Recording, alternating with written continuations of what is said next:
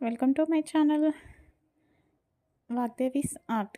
ఈరోజు ఈ వీడియోలో నవగ్రహ దోషాలు తొలగాలంటే గోవుని ఏ విధంగా సేవించాలి, అలాగే భార్యాభర్తల మధ్య గొడవలు జరగడానికి ఏ గ్రహం కారణమో తెలుసుకుందాం.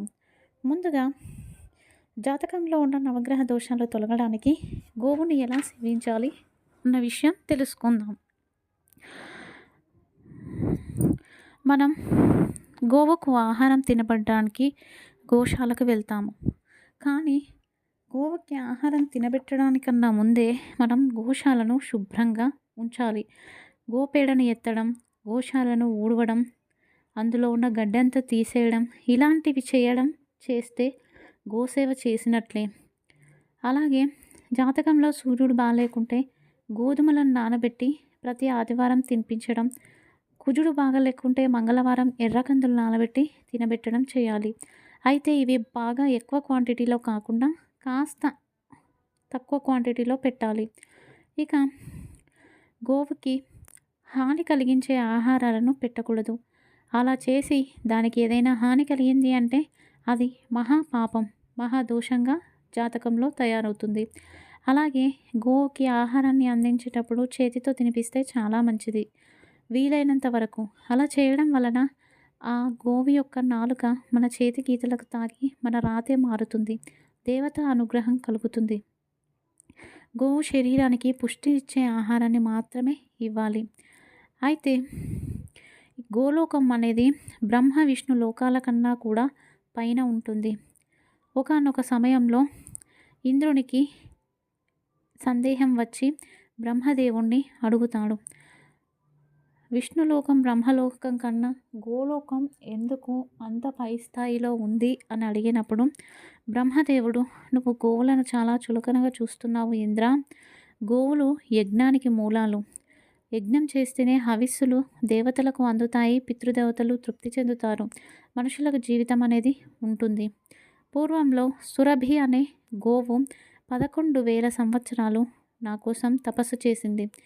ప్రత్యక్షమై ఏం వరం కావాలి అని అడిగితే నాకు ఏ వరము వద్దు అని చెప్పేసి ఆ గోవు అంది. అప్పుడు నీకు సమస్త శుభాలు కలుగుతాయి, నిన్ను పూజించిన వాళ్ళకి ఊర్ధ్వలోకాలు ప్రాప్తిస్తాయి, అలాగే నీ లోకం ఊర్ధ్వలోకాలలో అన్నిటికైనా పై స్థాయిలో ఉంటుంది అని చెప్పేసి వరాలను పొందింది. ఈ విధంగా జీవితంలో ఎవరికైతే కోరికలు అనేవి ఉండవో వారిని పరమాత్మ ఎప్పుడూ కూడా కాపాడుతూ ఉంటాడు. వారిని చూసి ఆ భగవంతుడు సంతోషాన్ని వ్యక్తపరుస్తాడు. చూసారు కదండి. మీరు కూడా ఇక మీదట గోవుకి గ్రాసాన్ని అందించడానికి వెళ్ళినప్పుడు ముందుగా గోశాలను శుభ్రం చేయండి. గోవు పేడను తీసివేయడం, అక్కడ ఊడ్చడం లాంటివి చేయండి. ఇక భార్యాభర్తల మధ్య గొడవకు ఏ గ్రహం కారణం అన్న విషయం తెలుసుకుందాం. నిజం చెప్పాలంటే తగాదాలకు మొదటి కారణం పంతంతో ఉండడం. నా మాట నెగ్గాలి అంటే నా మాట నెగ్గాలి అన్న ఒక భావన. అలాగే గొడవలకు కారణం ఏ గ్రహం అంటే రవిగ్రహం. రవిగ్రహం నేను అనే అహంకారాన్ని చూపిస్తూ ఉంటాడు.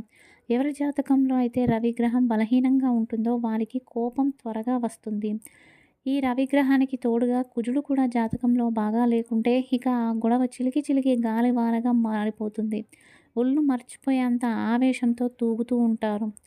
ఇక రవితో పాటు రాహు కూడా జాతకంలో బాగలేకపోతే భార్యాభర్తలు ఒకరి మీద ఒకరికి అనుమానం వ్యక్తం చేస్తూ ఉంటారు.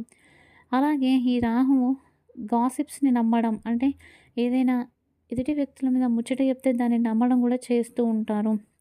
ఇక ఎవరి జాతకంలో అయితే లగ్నం నుండి సప్తమంలో రాహు ఉంటుందో వారు భార్యాభర్తలు ఒకరి మీద ఒకరు కంప్లైంట్ చేసుకోవడం లాంటివి చేస్తూ ఉంటారు. ఇక ఎవరి జాతకంలో అయితే శుక్రుడు అనుకూలంగా ఉండడో వారు భార్యాభర్తల మధ్య గొడవలు అవుతాయి. ఎక్స్ట్రా మ్యారిటల్ అఫైర్స్ కూడా ఉండే అవకాశాలు ఉంటాయి. ఎప్పుడు కూడా జాతకంలో ద్వితీయాధిపతి సప్తమాధిపతి ఇద్దరు అనుకూలంగా ఉంటే ఆ భార్యాభర్తలు చాలా సంతోషంగా ఉంటారు. ఇక భార్యాభర్తల మధ్య గొడవలు అవుతున్నాయి అంటే స్త్రీలు కుజగ్రహ శాంతి చేయించుకోవాలి. అలాగే పురుషులు శుక్రగ్రహ శాంతి అనేది చేయించుకోవాలి. అర్ధనారీశ్వర స్తోత్రాన్ని స్త్రీలు కానీ పురుషులు కానీ ప్రదోష కాలంలో ప్రతినిత్యము 8 సార్లు పారాయణ చేసినట్లయితే ఈ భార్యాభర్తల మధ్య గొడవలు అనేవి రాకుండా ఉంటాయి. ఇది ఈరోజు video. Thank you for watching.